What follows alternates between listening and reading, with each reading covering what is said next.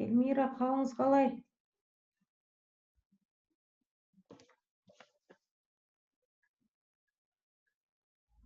Эльмира. Саламатсыз ба? Сейчас я этот... Я чай пила сейчас. Іше беріңіз, шай ішіп, То верно, сон, кронос. Я, короче, уже не знаю, что, куда мне кидаться. Сейчас я возьму. Ой, подожди.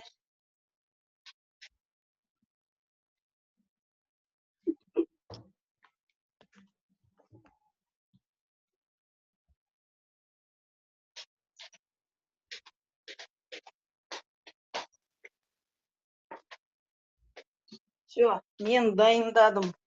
Дайынмын. Дайынмын. Жақсы. Мен бар ғой, мына интернетті нетем ғой әлгі. Қалай сізге айтуға? Мына сотовыйдан таратам. Себебі менің үйімде не болған әлгі? Билайн интернет бар ғой? Я, ол нашар қазір, соңғы кезде. Сосын Wi-Fi не баста ауыртады, үнем қосып қоймайым, сол үшін өшіріп тастадым. Қазір енді сотовыйдан нетемін, таратам, ноутбукқа таратам, бірақ ол да кішкене баста ауыртады екен. Сол үшін мен оны дәл сабақтың алдында қосам да, сол үшін тез кіріңіз деп, уже кіріп сізді күтіп отырмын ғой мына неде, зумда. А ол Тадит маған нетті, қоңырау шалды. Ол айтады, мен қазір 1 ай жүрем дейді, ары бері. Сосын оған не оқулықпен оқу керек, сосын офлайн оқуым келеді, солай айтты, енді білмеймін. Ал Вероника болса, білмеймін, ол неден қарайды. Біз жазып жібереміз ғой, осыдан көреді ол. Оның уақыты жоқ шығар, олар сол өздерің өте беріңдер деген.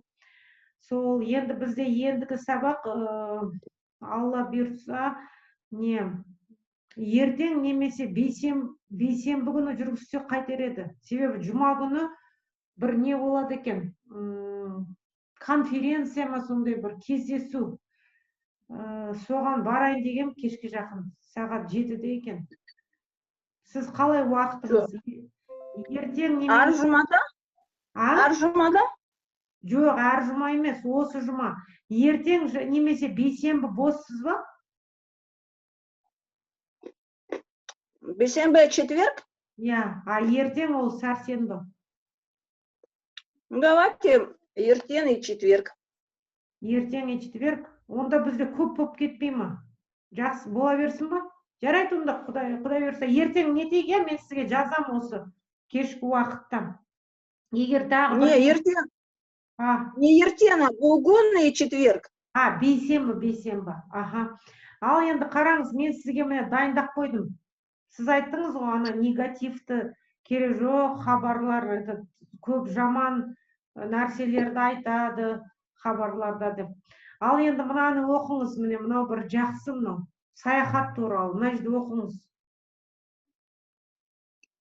Нет, а вот этот я домашку делала по Баянаулу. Онда айтып беріңізші ауызша. Что, пересказать, что ли? Я, айтып беріңіз, Или прочитать, как они там написаны? Жоқ, өз сөзіңізбен айтыңыз. Сейчас, подожди.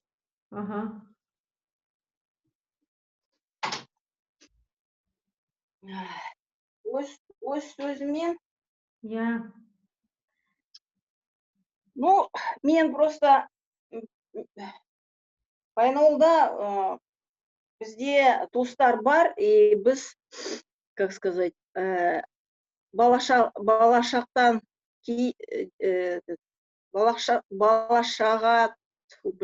Шағынан бері? Шағынан бері біз әр жыл бойы, в общем, Баянаулға бардық, и жазда, и демалыс өткіздік. Жақсы. И, в общем, бір жыл кейін, вот так, через год через год. Я. Әрбір 2 Ага, 2 жылда 1 рет қой. Значит, в 2 года 1 раз, 2 жылда 1 рет. Нет, иногда каждый год, иногда через год вот так. Яғни кейде әр жыл, жақсы. Сосын? Сосын мен Сабындыкөл білемін. Сабындыкөл не деген көл.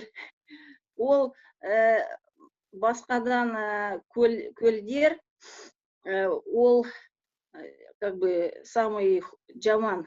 Неге ол жаман? Самый деген ең. Ең жаман. Себебі ол өте, как это, кір.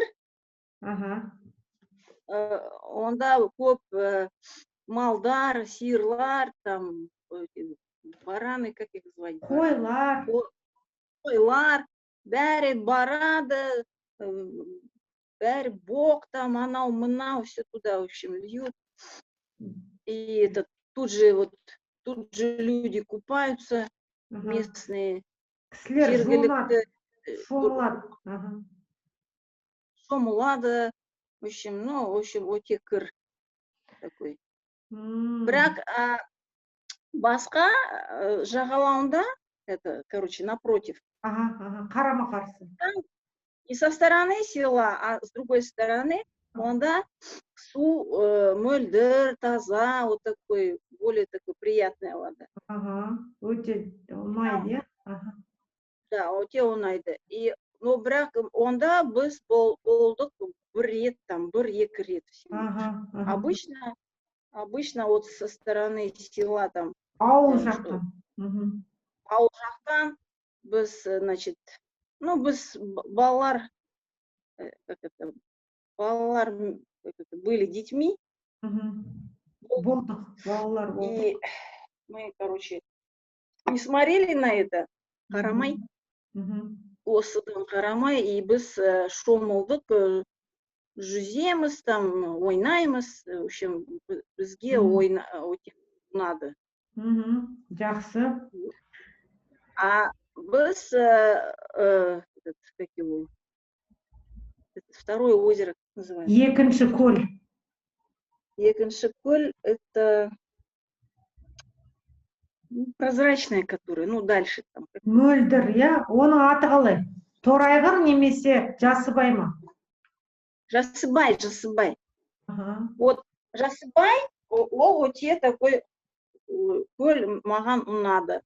Вот себебі таза, ол такой, там, тау такие красивые. Әдемі таулар бар, жүруге болады, серуендеуге.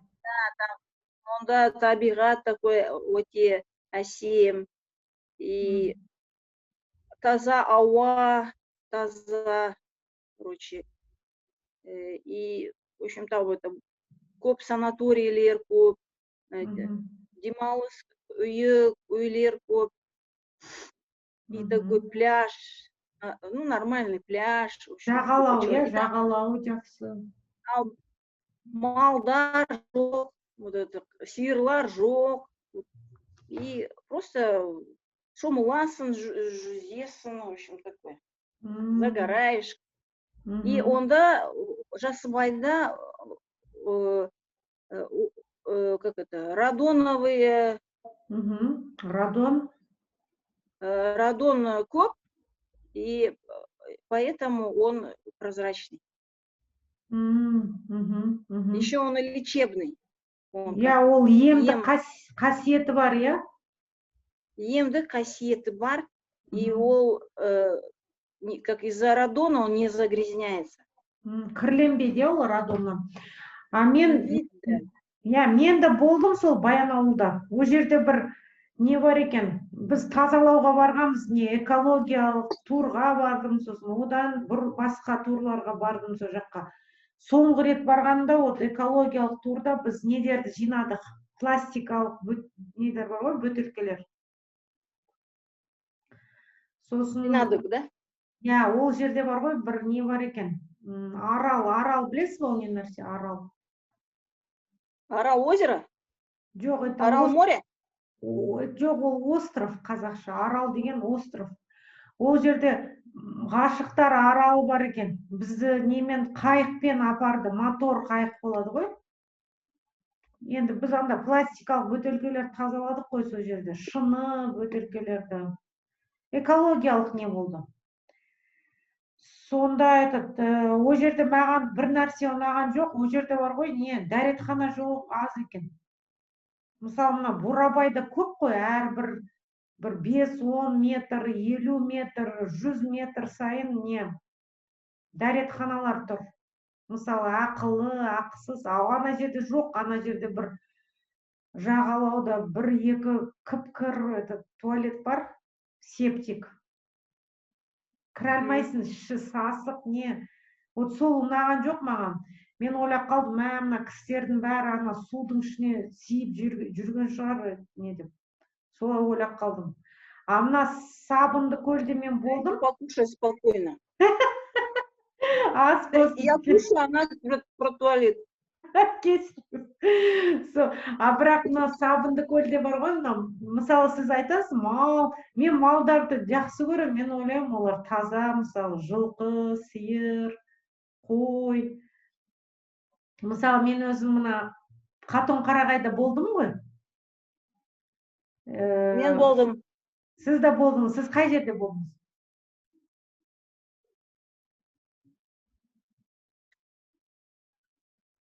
Қатон-Қарағай. Ол жерде туристикалық жерлерде. Қандай ауыл? Қатон-Қарағай и село Бела. Жақсы. Ол жерде мысалы кісілер және сол жылқы, малдар ішеді, бірақ таза. Мысалы ол табиғат суда ол болады.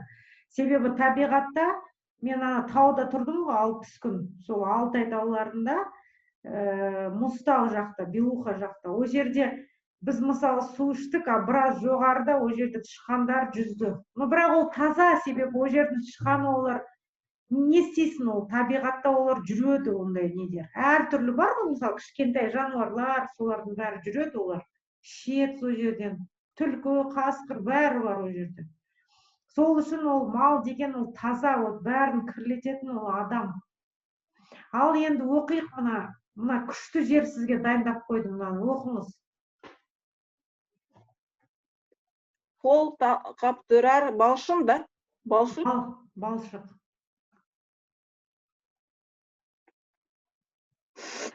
Қолқа қаптырар балшық және Қазақстандағы ғажайыптың бірі. Әлемдегі ең әдемі қызғылт гүлдер. Мұнда түсініксіз сөз бар ма? Самое красивое в мире розовое озеро. Дұрыс. Ал енді қолқа одно из казахстанских чудес. А что такое қолқа қаптырар балшық? Вот қолқаны мен сізге дайындап қойдым, міне. Қолқаны жазыңыз дәптерге. Как? Жазыңыз дәптерге, қолқа. Қолқа. Бұл негізі бар ғой, мына ең басты артерия бар ғой, ең үлкен. Аорта. Дұрыс.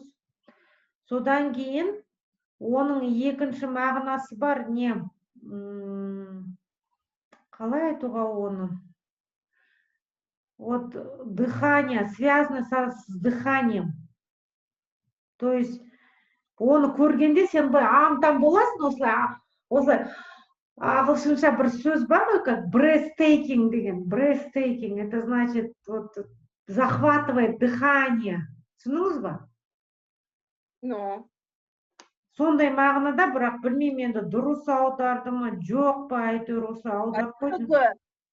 Қолқа что такое? Артерия? Да, сол аорта. Аорта. А қаптырар? Оның мағынасы... Захватывать?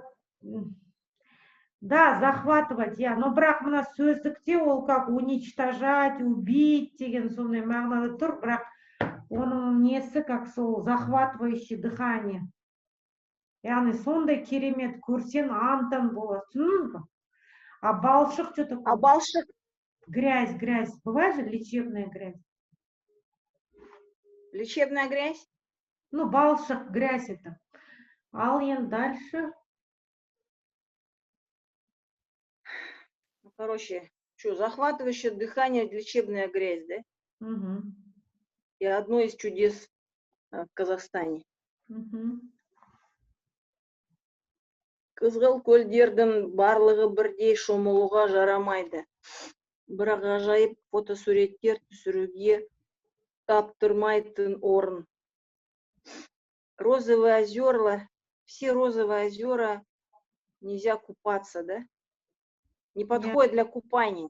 Дұрыс.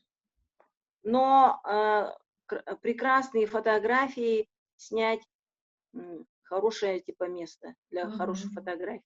Угу.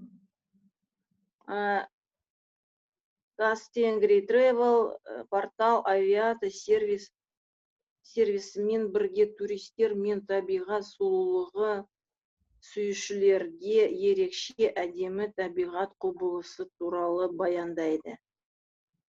В общем, этот авиата сервис вместе эти два сервиса, портал и сервис, значит, туристы и красота природы, любители красивой природы, особенно люди, которые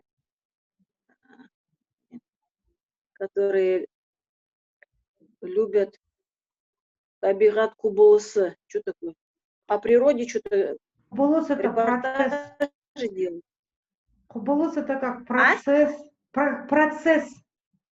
Құбылыс или даже не... Ну, как объект, да, можно здесь сказать? Объекты. Да. Они сообщают об объектах природы. Да, повествуют, да? Повествуют, да. Об особенно красивых местах природы. Дұрыс. Рейтинг Guardian и сегодня порталдарының ақпараты негізінде дайындалды. В общем, это подготовлен рейтинг на основе вот этих порталов Guardian и сегодня. Daily Mail, Vogue. Все, что ли? Хиллер, то ли Австралия. А у меня не листает дальше. Как не? Қазір мне. Вот сейчас. Вот сейчас листает, да. Ага.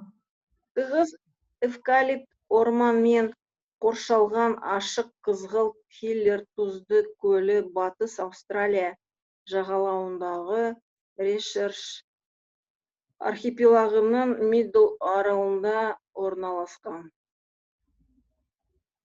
А что такое тығыз? Какой-то... Тығыз это значит твердый. Ну, или же густой еще как переводится. Здесь же про орман говорится. Орман, он не нарсе. Лес. Значит, густой. Густой эвкалиптовый лес, да? Угу. Қоршалған ашық қызғылт. Что-то... Окруженный. Что-то открыт. Окруженный. Қоршалған окруженный? Да, то есть вот это озеро, оно окружено этими лесом эвкалиптовым, густым. Озеро соленое, розовое, хиллеровое, окруженное этим лесом. На западе Австралии находится архипелаг Решерш. Среднее море расположен. Между архипелагом Решерш и островами Мидл на берегу Западной Австралии. Между жоқ, Арал это и есть остров. Ага, дұрыс, дальше. Оның ұзындығы 600 метров. В общем, его длина 600 метров. А Хиллер, что такое Хиллер? Это название? Хиллер ол жердің аты шығар, я бірдеңенің аты ол әйтеуір. Вассарпен. Озеро Хиллер в 1802 году открыли. Я ол көлдің аты ғой деймін, Хиллер деген, я. Ал оқи қойыңыз. С тех пор ученые стараются найти причину вот этого такой особенности, да, цвета, особенность цвета озера. Я, дұрыс. Остров Миллер и озеро Хиллера британский моряк, что ли, Дұрыс. Мэтью Флиндерс открыл. Мэтью Флиндерс. В 20 веке, в начале 20 века на озере Хиллер открыли производили соль. И алайда, то есть, или таким образом, да, 6 лет спустя прекратили вот, производство, потому что было невыгодно, из-за невыгодности. В 1950 году на этом озере исследователи стали исследовать, и значит, розовый цвет озера балдырлар.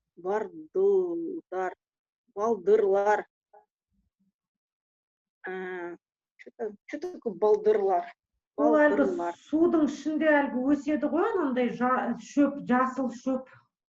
Водоросли. Как? Водоросли. Водоросли. Балдырлар, водоросли. Значит, белгілі болды. Они думают, что цвет озера, розовый цвет озеру придает то, что водоросли выделяют какие-то вещества, да? Дұрыс. Бөліп шығаратынын белгілі. Алайда ғалымдар олардың Хиллер көлінде жоқ екенін анықтады. Алайда, что такое я забыл? Но. Каким образом? Да, и тем не менее, вот как-то... Тем не менее, да. Ученые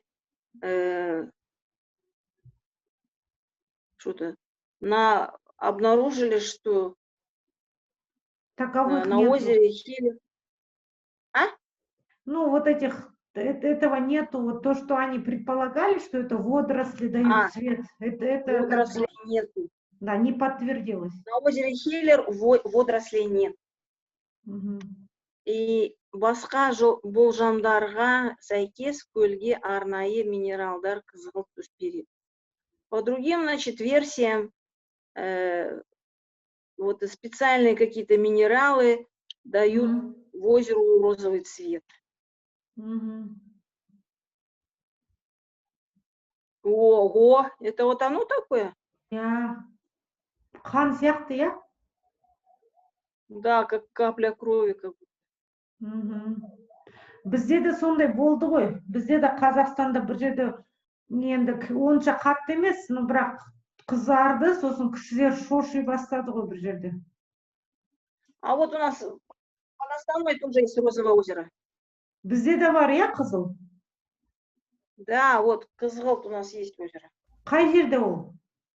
Ол в сторону, вот Экибастуза, это трасса, Павлодарская трасса. 15 километров от Астаны, 15 или там, не знаю, или 100 километров от Астаны. И чуть-чуть, говорит, влево уходишь, и там вот это озеро, еще там чуть-чуть проехать, там километров 5, и прям это озеро розовое стоит. Жақсы. Ал енді міне.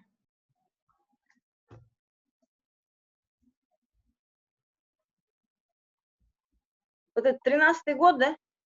Я. Это продолжение? Я. 2013 жылы австралиялық микробиолог Кен Макграф көлге қызығушылық танытты. В общем, в 2013 году микробиолог австралийский Кен Макграф проявил интерес, да? Дұрыс. к озеру. Ол экстреме микробиом зерттеу жобасы аясында экспедицияға аттанды. Ну как, он организовал проект исследования и, в общем, экспедицию туда, на это озеро. Дұрыс. А что такое аясында? Ну, это значит, как сказать, как бы, аузыма келмей тұр орыс тілінде қазір. Білгем негізі, бірақ кейбір сөздер бар ғой, ұмытылып кетеді. Примерно. Қазір. Ой, жоқ, мына жерде дұрыс бермей тұр. Нені қазір. В рамках, вот есіме түсірдім. Дұрыс міне. Бірақ сөздікте тоже дұрыс бермей жатыр. В рамках. В рамках исследовательского проекта экспедицию аттанды это собрал, организовал? Отправился. Отправил.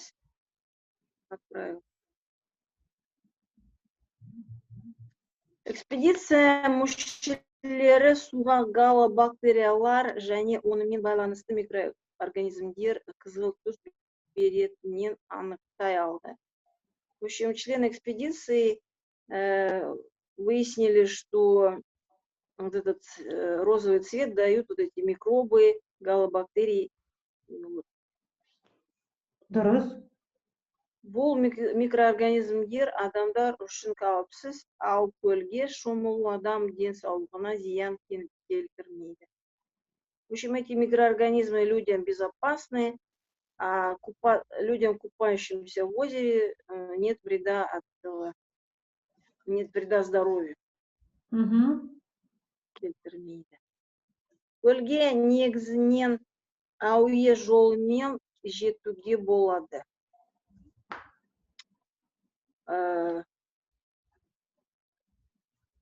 Значит, как там? В основном на озере, чтобы попасть, надо только по воздуху, да? Воздушным путем, да? Ну, самолетом. Дұрыс. Воздушным путем. Мидл аралының сұлулығын биіктен тамашалаған жөн. Значит, красота, биик. В общем, этого острова Мидл, ну, в общем, прекрасная красота с высоты, да? Да, с высоты. Очень красиво. Правильно.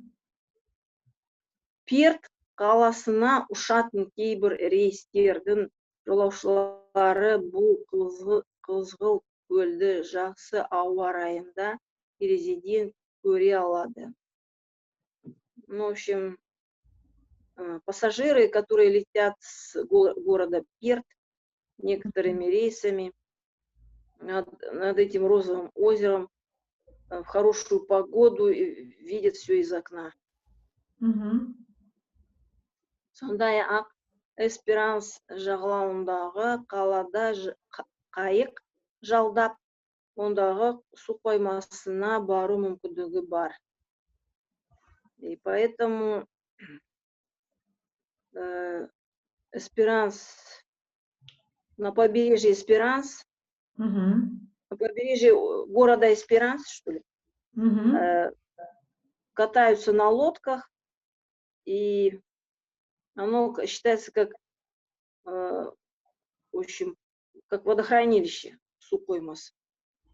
Да, там можно кайык. Знаете, что такое кайык? Кайык — это лодки. Да, можно жалдау. Кататься на лодках? Ну, нанять, да. Взять в аренду и пойти туда. Да. Енді қалғанын енді жалғастырамыз, ендігіде қараңыз қандай әдемі. Жалдап нанять, да? Нанять. Ну да, красиво. Вообще как-то нереальный цвет. Вот это краску разлили. жалғастырамыз енді оны. Енді басқа бірдеңе істейік, а то бүкіл уақытты сонымен айналыспаймыз ғой. Сіз мына жерде болдыңыз ба, мына суретте міне? Қайда? Міне, қазір. Себебі құр бір нәрсені неткен, сосын тағы да берем сізге.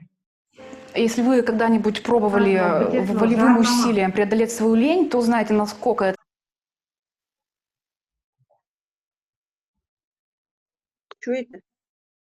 Елімізде табиғат сыйлаған ғажайып орындар жетерлік. Иісі аңқыған гүлдерге толы құлпырған далалар мен биіктігі бұлттарға жетіп, бірақ тоқтайтын жұмбақ таулар әрдайым жұртшылық қызығушылығын арттырып келе жатыр. Сонымен назарларыңызға Нет, а что на экране розовое озеро стоит? Немель ұлттық паркі, Алматы облысы. На экране розовое озеро стоит. Немель атауы. Ол сізде әлі тұрмас ол? Все, түсіндім қазір. Мен оны өзгертіп едім ғой, қазір. Оны айтқаныңыз жақсы болыпты, себебі айтпасаңыз оны мен қайдан нетіп отырамын. Міне. Енді көріне ме, қараңыз? Көрініп тұр ма? Сейчас что-то там загружается. Себебі кешке жақын интернет онша не емес қой, нашар.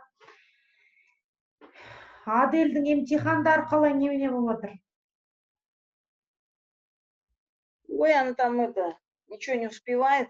В общем, до 13-го у нее экзамен, потом они уедут, и где-то 20-го она освободится. Ол қайда барам дейді? Алматыға барады.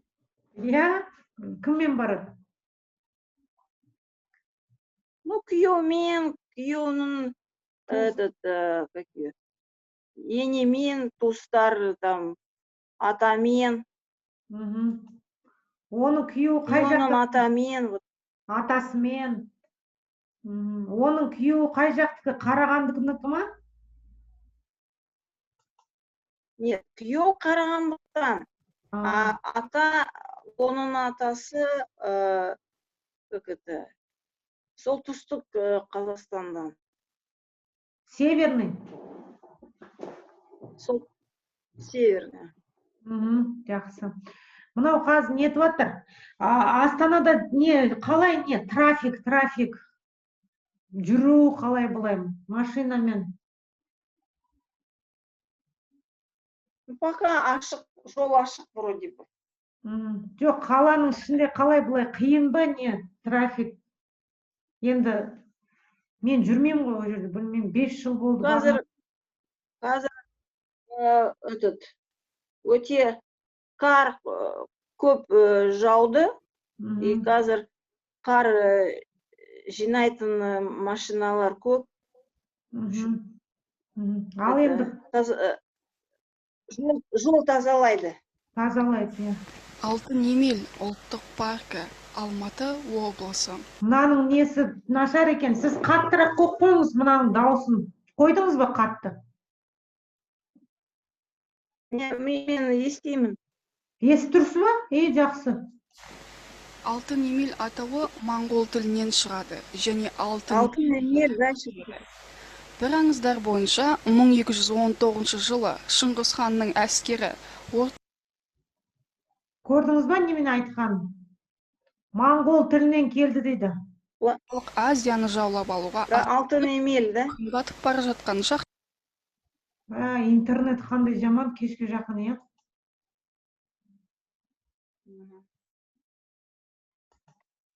Я не поняла, Тадит не будет ходить, да?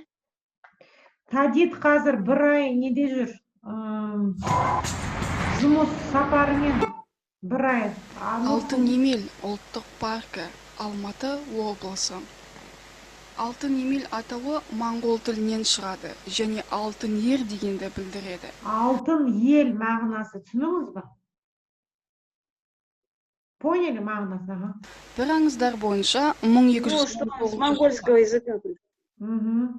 Бізде осындай ұлттық парк бар, мына Алматыдан 300 километр жерде, 300 шақырым. Алтын Емел аты.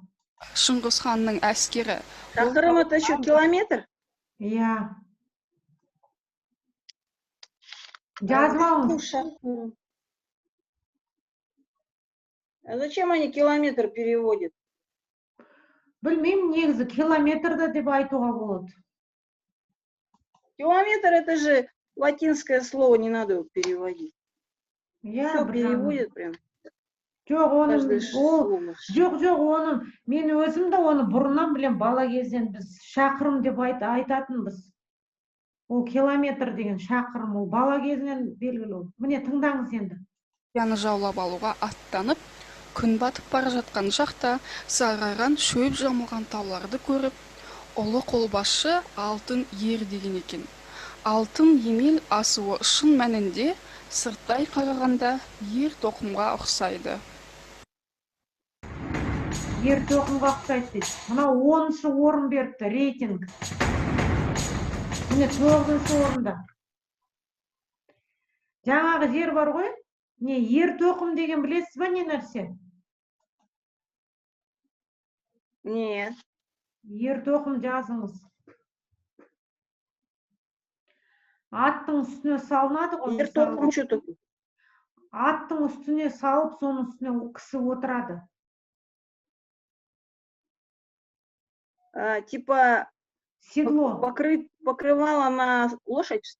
Жоқ, седло? Седло. Само седло? Иә. Жаңағы жер осы сары. Мен осыған барайын деген, мен негізі алтын емелде болдым, бірақ мынау бізде поющий бархан деп аталады, мынау тур. Жаңағы көрсетті ғой? Не, шөл сияқты, похоже на пустыню. Только что видели желтый такой песок? Где? Осы бізден 300 километр. Ақтолаға. Какой это район? Қайсы, мынау 9 ба или жаңағы ма? Нет, Алтынемел какой район? Ол Алматы облысы. Мына Алматы қаласынан 300 километр жерде. Ну вот 300 километр уже же не Алматы қаласы, уже Алматы облысы же. Облысы, иә, облысы. И там же қандай ауданды? Аудан, о жерде аудан, білмеймін мен оны, бірақ білем, ол Алтын емел ұлттық паркі. Солтүстік шеті Ақтөбе облысы. Шатқал үлкен аумақты алып жатыр. Баяғы замандарда көп ғасыр бұрын бұл үстірттің орнында теңіз болған. Топырақты қазып жүрсеңіз. Вот міне қараңыз, мынау енді Ақтөбеде екен, мына жер.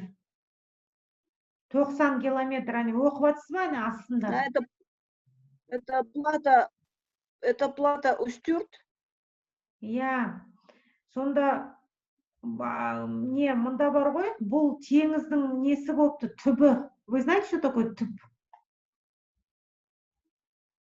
Дно. Это типа верхушка, да? Нет, түбі это значит... түбі дно? Иә, значит, миллиард, білмеймін қанша жыл бұрын, мұнда осы Қазақстан территориясында не болыпты ғой, теңіздің түбі. Түсініңіз ба? Теңіз жәндіктерінің тас болып қатқан қалдықтарын акулалар мен теңіз түбін мекендеген өзге де жануарлардың сүйегі мен тісін тауып аласыз. Мынаның үстінде бар ғой, акула, әртүрлі жануарлардың недері бар екен, қалдықтары. Көрдіңіз ба? Оказывается, останки есть. Не понял. Останки чего? Животных? Я, бірақ это теңіз жануарлар. Море раньше здесь было, в древней. Вот мына Алтын емел сол жақта тоже. Мына осы Алматының сол жағында, вот 300 километр неде. Бізде Шарын шатқалы, ол да теңіздің түбі. Тетис деген теңіз болыпты бізде.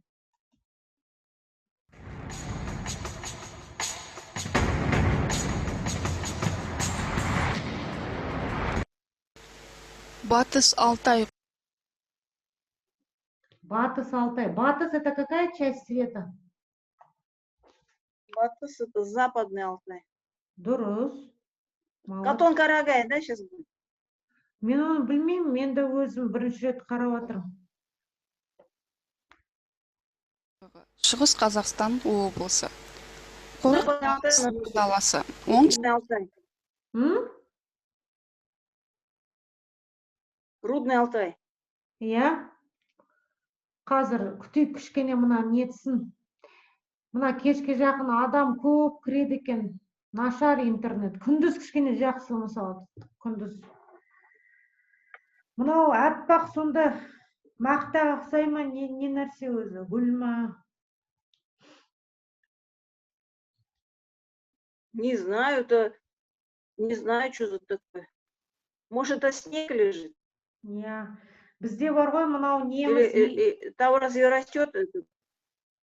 Хлопок разве растет? Жоқ, өспейді ғой, оңтүстікте өседі ғой. Енді бізде ендігі сабақ болады, сосын одан кейін тағы балансты жарты сабақтың несі бар, ақшасы. Соны өткіземіз, жарты сабақ, сосын қалғандарын күтеміз.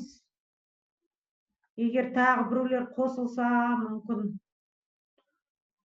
Сосын жалғастырамыз. В смысле, четверг не будет?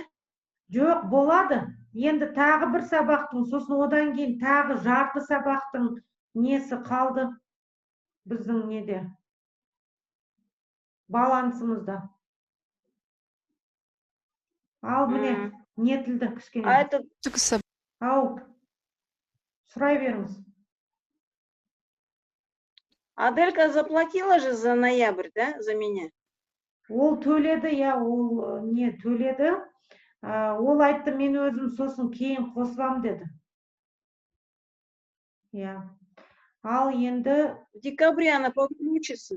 Я, олай, сосын нетесіз, хабарлайсыз дайын болғанды. Міне. Және Орталық Азия таулары мен Қазақстанның шөл далаларының тоғысында орналасқан. Жақын маңда мұхит пен теңіз жоқ болғандықтан, бұл жердің климаты континентальдық. Ол континентальдық дейді. Я. Сізде демалыс қашан болады? Бір жылда бір рет болады ғой, бір айлық демалыс. Менің демалыс наурызда болды. Бір ай. Енді қаңтарда болады. Мына йогамен сіз жібердіңіз ғой жарнаманы, ол сағат нешеде болады сабақтары? Вот басқа чатқа лақтырып тастаңыз. Сіз еще статусқа қойып қойыңыз. Жіберіңіз. Я, сіз бар ғой, мына бір жарнамаларды статусыңызға қойыңыз, скриншот жасап, өзіңіздің әлгі WhatsApp, сосын Instagram, сосын Facebook деген, ВК, әртүрлі недерге қойсаңыз, кісілер көреді. Stories. Түсініңіз ба? Менде Instagram жоқ. А Facebook бар ма? Facebook бар. Онда WhatsApp-қа қойыңыз, соған қойыңыз, сонда кісілер көреді. Мына қазақ тілін енді... Вот мен как раз WhatsApp-қа жібердім. Статусқа дұрыс. Мен мынаны нені сіздерге жіберейін, онда өздеріңіз қарайсыз. Себебі мынаның уақыты уже болды. Сіз Баянауыл туралы немене? Жазбаша жаздыңыз ба? Бүгін жазбаша бірден жаздыңыз ба? Нет, мен ауызша. Ауызша. Неге сіз жазбайсыз? Некоторые кейбір сөздер мен аудармадым. Вот оны аудару керек. Например, құрайды. Составляет. Составляет. Я. А танымал? Знаменитый.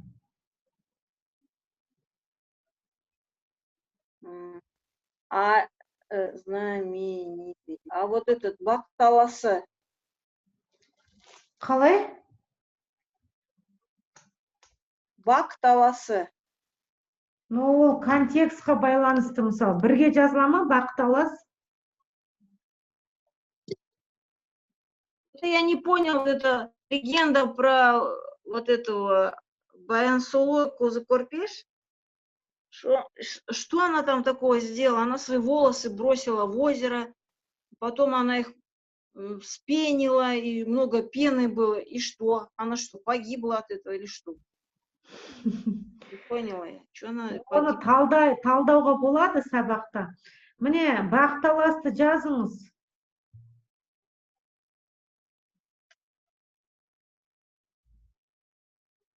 Соперник, конкурент, завистник или завистник.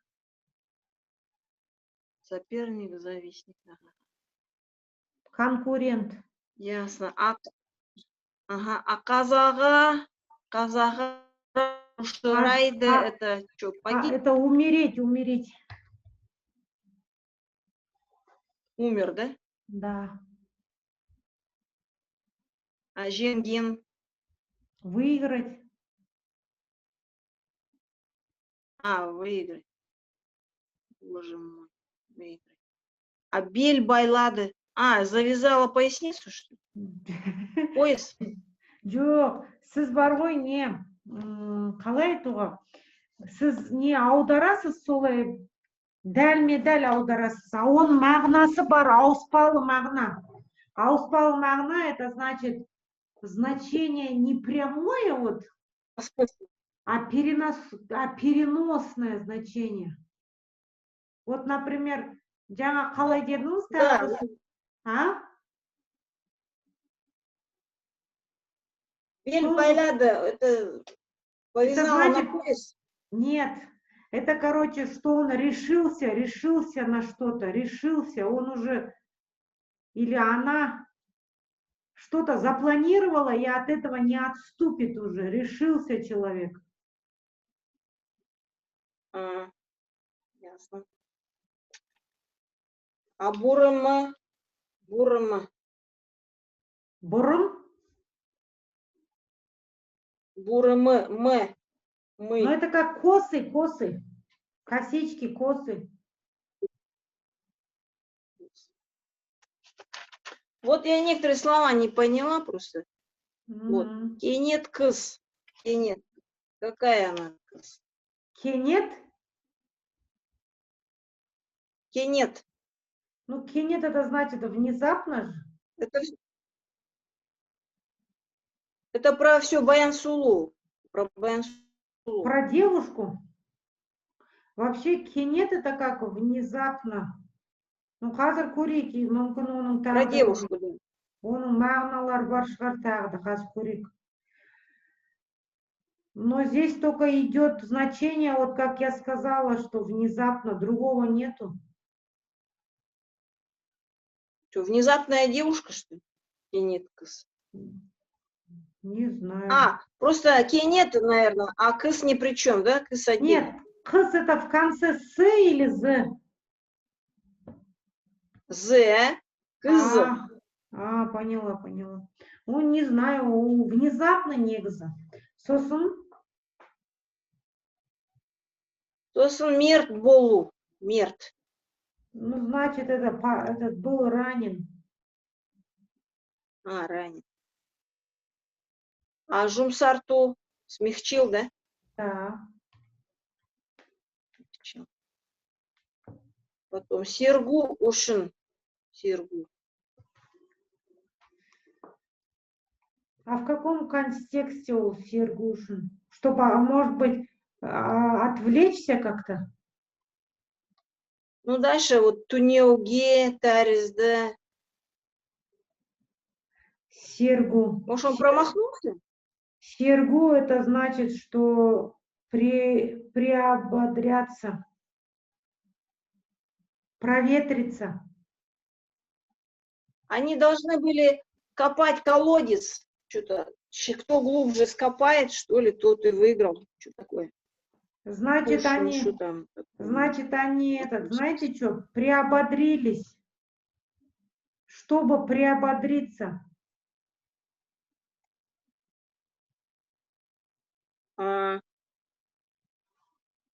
Взбодрились, да? Да. Так. А тунеуге?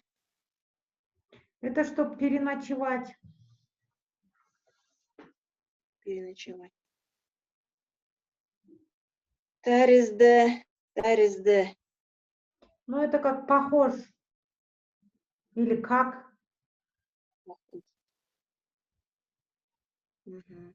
А жартасты? Это как камень. Камень. Камень. Угу. Или как камень, да? Угу. Нет, вообще жартас это и есть камень.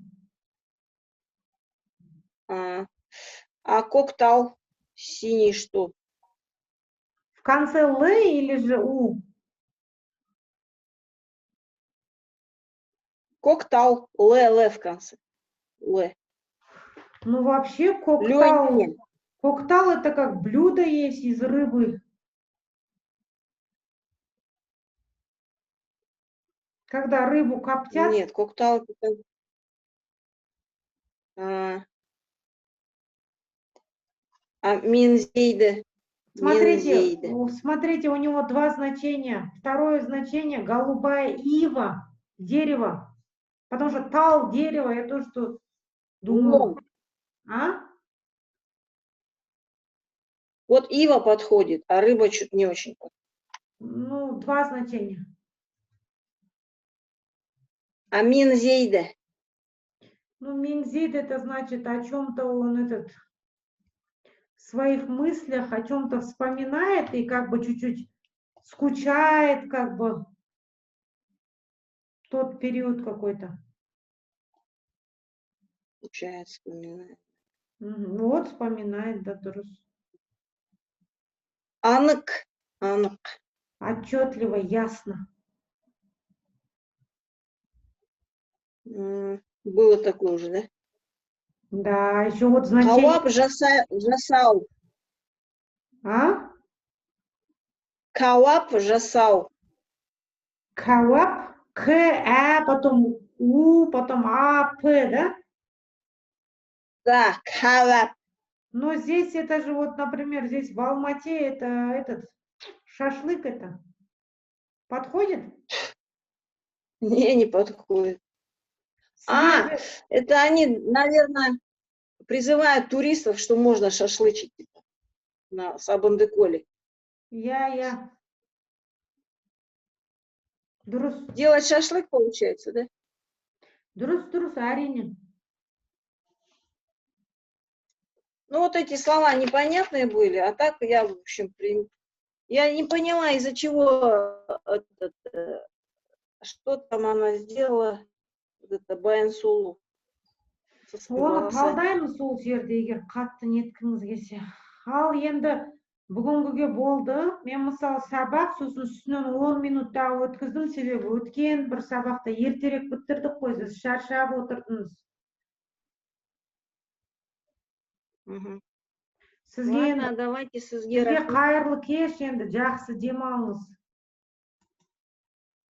Да, сізге тоже. Енді Құдай бұйырса бейсенбі күні кездесеміз. Я, хорошо. Теперь будет вторник, четверг, да? Жоқ, бұрынғыдай болады. Тек қана осы жұма күні мен неге барғым келіп тұр бір конференцияға, сол үшін сұранып отырмын. А потом келесі аптада уже жұмада болады, е? Иә, бәрі не. Бірақ бізде бар ғой, міне төленген недерден тек қана осы бейсенбі күні сабақ қалды. Сосын не әлгі сейсенбі күні сол жарты сабақ өткіземіз бір 25 минут солай. Жарты сағат. Жарай ма? Сосын бітті, одан не жоқ уже қалмады еш нәрсе. Жарай ма? Жарайды. Ал енді қайырлы кеш сізге. Қайырлы кеш.